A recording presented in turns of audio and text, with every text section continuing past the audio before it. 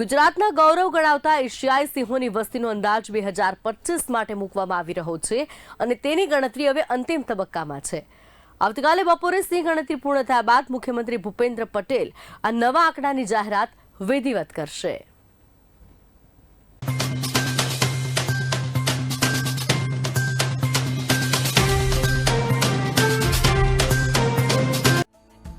તારીખ 10 થી 13 મે સુધી આ કામગીરી 2 તબક્કામાં હાથ ધરાઈ છે.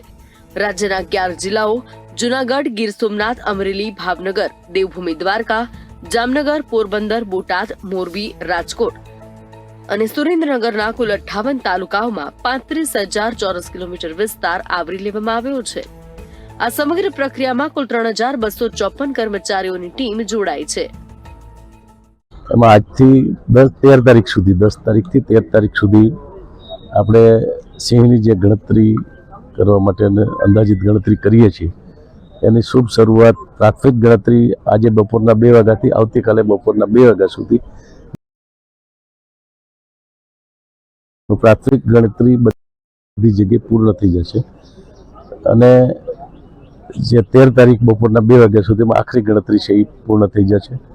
અલગ અલગ બીટ ઉપર બીટ વેરિફિકેશન જ્યાં રેવન્યુ વિસ્તારમાં પણ છે ત્યાં 3 થી 10 ગામનો એકમ કરી અને વન વિભાગના અધિકારી, કર્મચારીઓ, સ્વયંસેવકો, NGO, અનુભવી લોકો અને આ વખતે એક નવીન પહેલ કરી અને સ્થાનિક જે આપણા આજુબાજુના ગામોના સરપંચો લગભગ 600 જેટલા સરપંચોને આપણે આ વખતે આ અભિયાનમાં જોડ્યા છે. એટલે લોકભાગીદારી ઉપર વધારે ભાર મૂકી અને આ વખતે ખૂબ સરસ રીતે જેમાં ટેકનોલોજીનો પણ ઉપયોગ કરવાનો છે. બીટ વેરિફિકેશન પદ્ધતિ ખૂબ સરસ છે અને ખૂબ સારી રીતે આ વખતે સિંહની જે આ ગણતરી 2020 પછી, ત્યારે 20 વખતે તો કોરોના હતો, તો આ વખતે ખૂબ સરસ રીતે એકદમ આની ગણતરી ઝીણવટપૂર્વક રીતની જે તૈયારીઓ થઈ છે એના ઉપરથી ખૂબ સારી રીતે 13 તારીખે આખરી ગણતરી પણ પૂર્ણ થઈ જવાની છે અને એનું સંપૂર્ણ આયોજન અને પૂર્વ આયોજન લગભગ 1 મહિના કરતાં પણ વધારે સમયથી અમારા વન વિભાગના અધિકારી કર્મચારી છે એ કરી રહ્યા હતા. 11 જિલ્લા અને 58 તાલુકાઓમાં આપણે આ ગણતરી છે આ વખતે હાથ ઉપર લીધી. આખો એનો વિસ્તાર આટલો ખૂબ મોટો. ગણતરી કેવી રીતે થાય છે?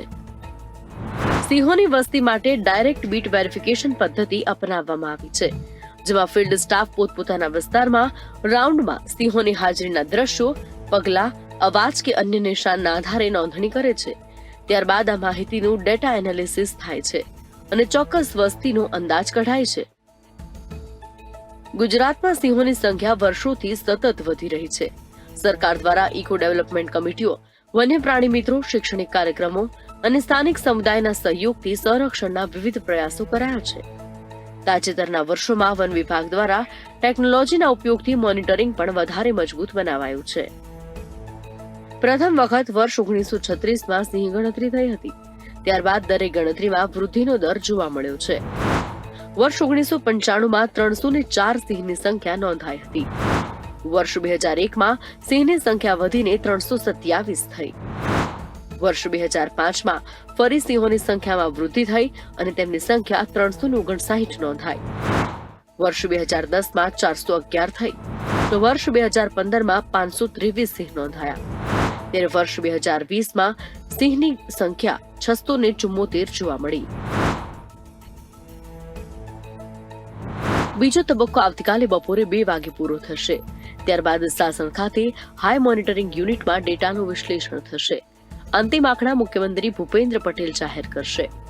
સ્પષ્ટ છે કે ફરી એક વખત ગુજરાતના સિંહોએ સંખ્યાંકના મામલે પોતાનું ગૌરવ જાળવ્યું છે કે કેમ તે જાણવા માટે રાજ્યની જનતા આતુર છે.